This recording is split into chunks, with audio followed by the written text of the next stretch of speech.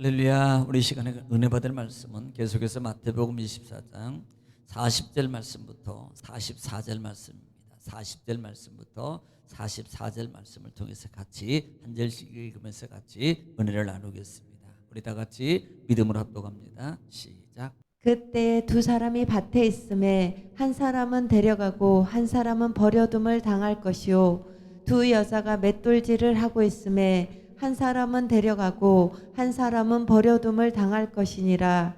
그러므로 깨어 있으라. 어느 날에 너희 주가 임할는지 너희가 알지 못함이니라. 너희도 아는 바니 만일 집주인이 도둑이 어느 시각에 올 줄을 알았더라면 깨어 있어 그 집을 뚫지 못하게 하였으리라. 이러므로 너희도 준비하고 있으라. 생각하지 않은 때 인자가 오리라. 아멘. 사랑의 아버지 감사합니다.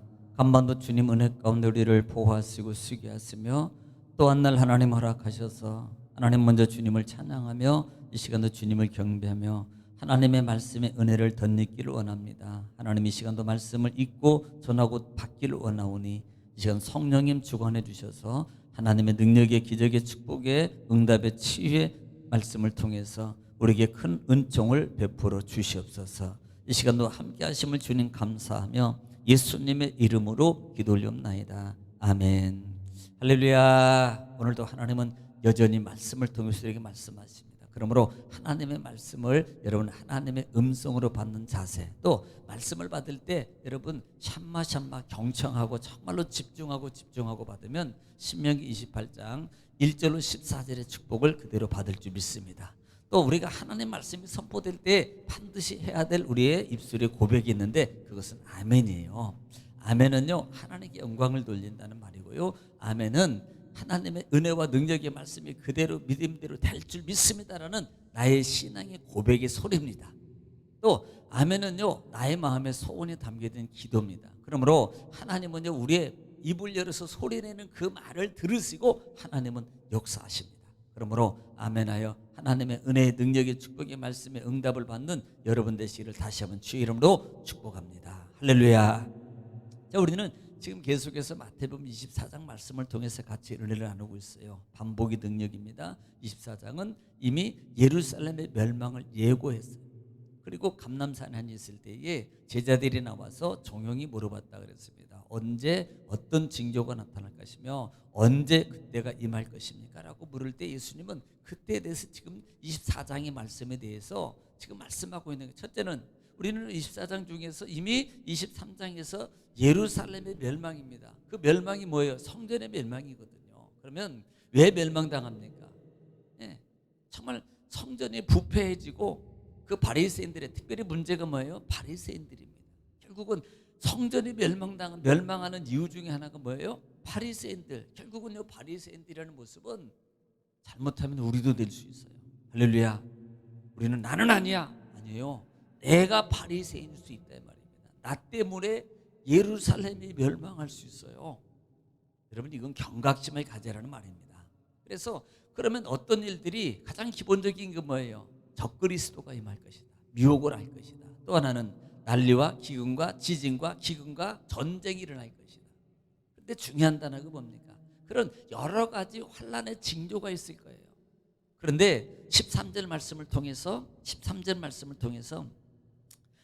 여러분 뭐라고 말씀하고 가장 중요한 단어예요. 지금 13절 말씀에 가장 중요한 부분이기 때문에 꼭 여러분 알아야 됩니다. 한번 들어보겠습니다. 시작. 그러나 끝까지 견디는 자는 구원을 얻으리라. 지금 중요한 겁니다. 환란이요, 역경이요, 전쟁이요. 중요한 거 뭐예요? 끝까지 견디는 자. 계시록에서도 이기는 자는 이란 말이에요. 그러니까 이런 여러분 예수님의 의도를 알아요. 환란만 아니 예수님이 겁주려고 환란, 핍박 이것만 얘기하겠습니까? 가장 중요한 것은 그런 와중에 너희가 끝까지 지켜라. 끝까지 지켜라. 이렇게 말씀하고 있는 거예요. 그래서 그때 그런 일들과 징조가 또 내부적인 외부적인 그런 많은 핍박과 환난과 그 다음에 결국은요 이미 예언된 대로 710년에 여러분 보세요. 결국은 예루살렘이 정말 하나도 없이 다 멸망해요. 110만이라는 숫자가 다 몰살당하고 포로로 잡혀가고 그런 10만 이상이 포로로 잡혀가는 그런 정말 참담한 예루살렘의 그런 사건이 실제적으로 일어났다 이 말입니다. 여러분, 우리는 이 24장 전제를 통해서 우리가 보는 의미가 뭐라 그랬어요? 십자가의 고난, 예루살렘의 멸망, 십자가의 고난, 더 나아가서는 종말적 의미도 포함되어 있는 부분이 있다라고 말씀드렸어요. 또 예수님의 임재하심입니다. 자, 그래서 그 다음에 쭉 이어서 27절, 28절 말씀에는 두 번째 질문에 관한 얘기라 그랬습니다. 뭐예요? 예수님의 재림에 관한 거예요. 그러면 그 징조, 재림 때는 이런 징조가 있을 거야. 그러면서 여러 가지 비유 말씀을 예수님이 들으셨습니다. 그러니까 인자의 임함도 그러하리라. 많이 보는 가운데 확실하게 오신다. 중요한 건 확실하게 동이서에서 본 것 같이 그곳에 다 공중재림하시는데 모든 사람이 다 볼 때 올 것이다. 이것을 얘기하고 있어요. 또 하나는 그래서 오셔서 모든 택한 자들을 다 모으리라. 이미 계시록 20장 말씀, 21장 말씀을 통해서 우리는 이미 언급했습니다. 자, 그리고 난 다음에 그 징조 가운데 무화과 나무 비유를 통해서 말씀을 드렸고요. 지난 시간에는 그 비유 가운데 36절, 우리는 또 중요한 겁니다. 36절 한번 들어보겠습니다. 네, 시작. 그러나 그날과 그때는 아무도 모르나니 하늘의 천사들도 아들도 모르고 오직 아버지만 아시느니라. 자, 지금 예수님이 이렇게 말하는 건 뭐라 그랬어요? 오직 예수님이 모르겠습니까? 하나님이신데. 그런데 뭐예요? 절대적 주권이 하나님께 있다. 그리고 나는 하나님께 순종한다. 이런 의미라 그랬습니다. 자, 그래서 어제는 37절부터 39절 말씀에 쭉 말씀을 통해서 노아의 때에 대해서 말씀을 드렸어요. 자, 인자의 임함도 그런, 지금 노아는 120년 동안 말해요. 그런데 많은 사람들이 그런 징조와 그런 사건을 통해서 전도하고 알고 했지 그들은 하나같이 받아들여요. 왜? 장가가고 시집가고 세상에 취해가는 거예요. 세상에 취해버리면요 하나님의 음성 안 듣습니다. 알고는 있어요. 하나님 말씀, 예수 믿는 거, 예배 드리는 거, 찬송하는 거, 기도하는 거 다 그렇게 하는 거야. 여러분 이방 사람을 얘기하는 게 아니에요. 지금 우리 믿음의 사람, 지금 노아 시대의 사람은 하나님의 선민이에요. 선민. 우리는 잘못 생각하면 노아는 구원받은 성도고 노아는 택함받은 성도고 그 당시에 밖에서 술 마시고 시집가고 장가가고 하는 사람들은 하나님의 선민이 아니고 이런 사람으로 생각하거든. 아니에요. 다 하나님의 그대된 선민이란 말입니다. 그럼에도 불구하고요 자기 마음대로 자기 생각대로 세상에 더 취해가는 거예요. 결국은요 하나님의 구원이에요. 구원. 그들은 깨닫지 못해요. 인자의 그때 올 때까지도 최후의 통첩에 비가 내릴 때까지도 깨닫지 못하더라. 이걸 정말 중요한 겁니다. 자, 이어서 오늘 본장 40절입니다. 40절 말씀부터 40절. 그때 두 사람이 밭에 있음에 한 사람은 데려가고 한 사람은 버림을 당하고. 41절. 두 여자가 맷돌질을 하고 있음에 한 사람은 데려가고 한 사람은 버림을 당할 것이니라. 이렇게 말합니다. 자, 지금 예수님의 이 시대가 뭐예요? 첫째 부활에 동참하는 거예요. 예수님께서 공징재림하시고 그 다음에 휴거, 우리가 말하는 속칭 휴거거든요. 휴거인데 똑같이, 그러니까요 여기 두 사람입니다. 한 사람이 두 사람이 하다가 한 사람은 올라가고 한 사람은 남아요. 한 사람은 하고 한 사람은 올라가요. 밭에서 일하다가 맷돌질 하다가, 맷돌 같은 경우는요 그 당시에는요 두 사람이, 한 사람은 둘이 돌리다가 한 사람 손으로는 콩을 집어넣든지 하고 둘이 꼭 돌리는 작업을 했다는 거예요. 그런데 그런 일을 하다가, 그러니까 일상생활 속에서 언제 어느 때 예수님이 오실지 모른다는 것을 말하는 겁니다. 지금 첫째 부활에 동참하는 거거든요. 이미 오늘 일요일 36절에 그때는 아무도 모른다. 천사도 나도 모른다. 이것을 지금 계속 강조하고 있는 거예요. 그리고 뭐예요? 이미 13절에서 준비하고 있어요. 이걸 얘기하거든요. 오늘 하반절에 또 그 말씀합니다. 그래서 42절 말씀에 42절에 뭐라고 배워요? 그러므로 깨어있으라. 지금 그거잖아요. 어느 날에 주가 임할는지 너희가 알지 못하느니라. 13절에도 준비하고 깨어있는 거예요. 지금 오늘 42절 말씀에도 깨어있으라. 어느 날 올지 모른다. 이게요 우리 무천년이에요. 언제 어느 때 내일 올 수도 있어요. 징조가 오고 무화과 나무 잎이도 없고 그 다음에 뭐 전쟁과 기근이 일어나고 그때 올 거야. 아니요, 예수님은요 자살 때도 일어나고요, 밭에 있을 때도 일어나고요. 여러분 밭에 일하고 있을 때요, 맷돌 갈 때입니다. 아무 문제 없습니다. 근데 예수님 오시는 거예요. 그러면 우리는 뭐예요? 늘 깨어 있어서 준비하는 거예요. 준비. 이게 신앙입니다. 이게 바른 신앙이에요. 뭐 실컷 놀다가 뭐 제가 그랬잖아요. 실컷 뭐 놀다가 어느 정도 징조쯤 된 것 같다 그러면 내가 예배 생활하고 신앙 생활하고 열심히 하면 내 구원받겠지. 이건요 행위적 구원이래요.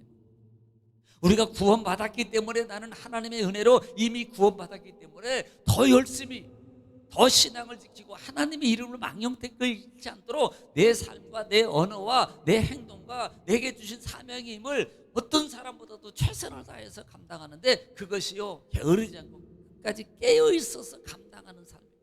늘 준비한다는 게, 우리는요 이게요 잘못되면요 준비하다가 예수님 만난다니. 이거 아니에요. 준비한단 말이, 아이고 오늘도 내가 기도 준비하고, 아이고 내가 또 신앙의 자태를 준비하고, 또 열심을 준비하고, 성경 읽는 걸 준비하고, 이러다가 언제예요? 언제? 준비라는 말은 행동으로 옮기는 걸 준비라는 말이에요. 여러분 이거 잘못 알면 안 된다니까요. 오늘 믿음의 사람들이 이것을 준비로 생각해요. 준비. 행동으로 옮기고 실천하는 것을 준비해요. 열천의 비유가 뭡니까? 열천의 비유. 여러분 제가 알려주실게요. 열천의 비유. 준비했다는 말이 뭐였어요? 이미 기름을 준비한 거예요. 행동으로 옮긴 거라고. 예수님 오시니까 준비하러 간 자는 늦은 거예요. 이 예수님의 가르침을 왜 잘못 깨닫는다니까요. 지금 행동으로 옮기는 것이 준비예요. 지금 말씀 보고요, 지금요 봉사하고요, 지금요 예배드리고요, 지금요 여러분 전도하고 하는 게 준비라고요. 이게 준비의 삶입니다. 이게 깨어있는 삶이라 이 말이에요. 여러분 그렇게 사시기를 주님 축원합니다. 43절에 너희는 아는 바니 만일 집주인이 도둑이 어느 시각에 오는 줄 알았다면 깨어있어 그 집을 뚫지 못하게 하였으리라 라고 말합니다. 이것은 결국은 예수님의 재림의 모습을 종종 뭐라고 표현해? 성경은 도둑같이 온다라고 표현하거든요. 그래서 데살로니가전서 5장 부분이나 베드로서 3장 부분에서 그 부분을 말씀하는데요. 이 데살로니가전 5장 2절 부분에 보면은 여러분 뭐라고 말하는지 한번 들어보시기 바랍니다. 시작. 주의 날이 밤에 도둑같이 이를 줄을 너희 자신이 자세히 알기 때문이라. 네, 6절에 한번 보겠습니다. 그러므로 우리는 다른 이들과 같이 자지 말고 오직 깨어 정신을 차릴지라. 네, 주의 날이 밤에 도둑같이 이룰 줄 너희가 알미니라. 그리고 6절에 그러기 때문에 오직 깨어 정신을 차리라는 거예요. 아이고 정신 자가지고 정신 차리고 있어야지. 이게 아니, 정신 차린다는 말이 움직이는 거예요. 할렐루야. 베드로서 3장 10절에 또 보면은 이 날이 도적같이 온다 그래요. 그러니까 여러분 한번 들어보세요. 3장 10절 시작. 그러나 주의 날이 도둑같이 오리니 그날에는 하늘이 큰 소리로 떠나가고 물질이 뜨거운 불에 풀어지고 땅과 그 중에 있는 모든 일이 드러나리로다. 자, 뭐같이 온다 그래요? 도적같이. 그날이 아무도 모르. 그래서 이것을 알고 만약에 그 집주인이 도둑이 오는 걸 알았다면 집이 뚫리겠냐 말이에요. 그러니까 이 말은 아무도 모른다 이 말이에요. 그런 상황, 그런 모습으로 아무도 모르게 오는 거. 이 말은 계속적으로 아무도 모르게 온다는 말은 뭘 강조하는 거예요? 깨어있어서 준비하라. 방심하지 마라. 방심하지 마라. 바로 그것을 말하는 거예요. 44절. 그러기 때문에 44절에 그러므로 너희도 준비하고 있으라. 생각지 않은 때에 인자가 오리라. 이렇게 결론을 해요. 그러니까 우리는요 정말 주님 안에서 깨어있는 삶으로 가장 영적으로도 계속 오늘도 움직이면서 하나님 나를 인도해 주세요. 어떻게 행할까요? 무슨 말을 할까요? 어떻게 찬송할까요? 하나님 말씀을 어떤 입으로 붙잡을까요? 생각으로 마음으로 자꾸 깨어있어서 물어보고 붙잡고 움직이고 가는 거예요. 할렐루야. 그러면 성령께서 계속 가르쳐 주시고요, 인도하고요, 역사해 줘요. 할렐루야. 여러분 하나님의 음성을 들으시기 바랍니다.